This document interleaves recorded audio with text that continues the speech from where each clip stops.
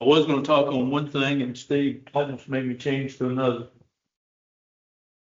He kept the pitch pipe reed and it was stuck, and you'd have to thump it. And I'm thinking about changing my devotional to when God thumps it. But I changed my mind. It's supposed to be pretty rare. Yeah, I know it. That's why I laughed when you did the second time. I thought I've got a lesson for that.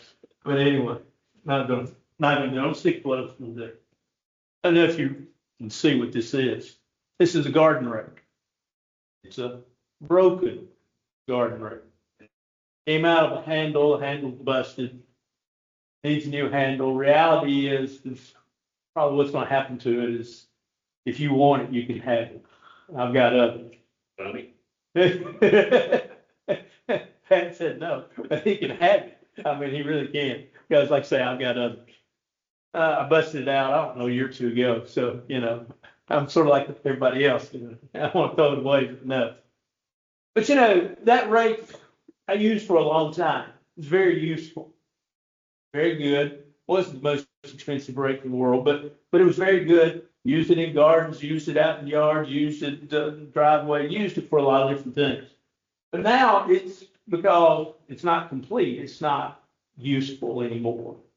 And it's studied as it is now. Now it can be fixed, it can be repaired. I'm not saying you can have it. And Sonny can fix it, and he can, and he'll do an excellent job, but he'll make it useful again. There's a person in the Bible whose name, really we just love saying because his name's just intriguing. And he was useful. His name is Onesiphorus, or some call him Onesiphorus. It's found in 3 verses in 2 Timothy chapter 1, verse 15, 17, 18, and then mentioned by Paul once more in his letters to Timothy. But the story that we want to key on is found in 2 Timothy chapter 1. Paul asked God to have mercy upon the house of Onesiphorus, for he often refreshed me, not being ashamed of my chains. Paul had many friends. We read his epistles, but Onesiphorus was a close friend, one that, as Paul said, he said, God, give this man mercy.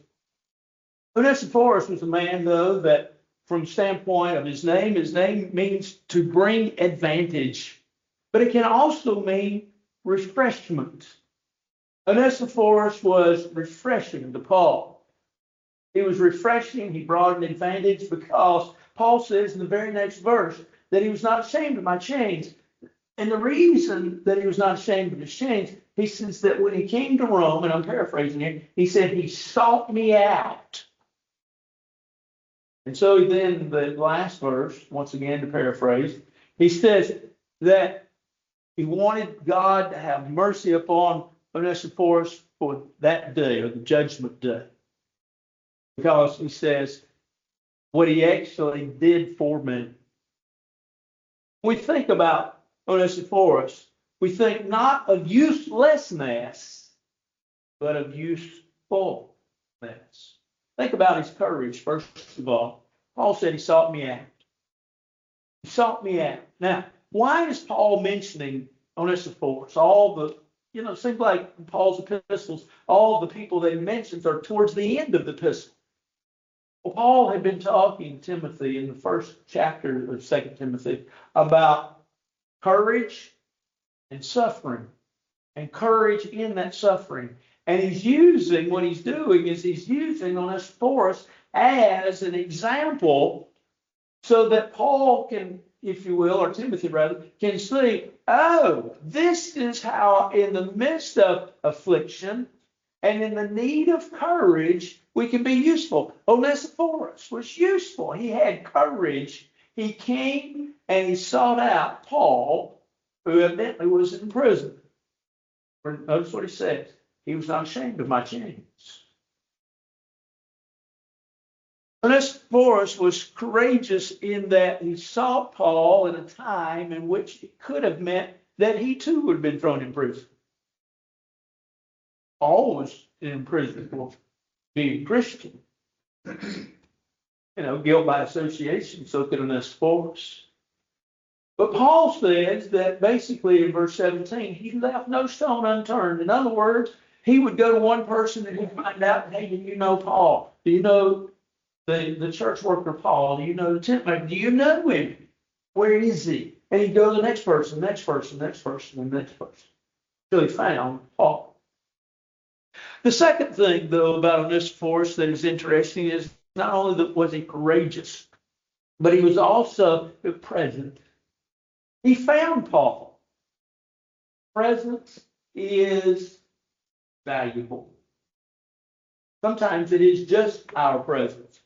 When Paul talked about people such as Tychicus in Colossians, the 4th chapter, and he talks about in 2 Corinthians chapter 7, verse 6, God comforts us with the coming of Titus. Paul understood how people touch people and how they become not, if you will, folks that are not useful. Those that are. He said Onesiphorus is useful because of his presence. He was there when I needed him. He was there when I needed help. He was there when I needed assistance. And so Onesiphorus is a man that was courageous. He was a man that was present. But he's also a man that was faithful. You go back to verse 15. Right before, Paul talks about Onesiphorus, and he talks about two. Phygelus and Hermogenes. And what had they done? They had forsaken Paul. Onesiphorus had come to help him. There was then this faithfulness that was willing to come and to help Paul in a time of need. Willing to serve Paul. Willing to be of benefit to Paul. Not asking what he could do from the standpoint of, Paul, what can you do for me? But what can I do for you? And so while Phygelus and Hermogenes left and became, in many ways, useless, Onesiphorus became useful because of his presence and because of his faithfulness. He ran to Paul and not away from Paul. How we become useful and not useless. I think we learned a lesson from Onesiphorus, and here's the lesson. The best gift you can give somebody is yourself. The best gift you can give somebody is your time. That's the best gift. We get a lot of gifts, don't we? We get a lot of gifts at Christmas. We get a lot of gifts all the time, big, little, some very expensive, some inexpensive. Best gift we can give is to learn from Onesiphorus and give ourselves and our time.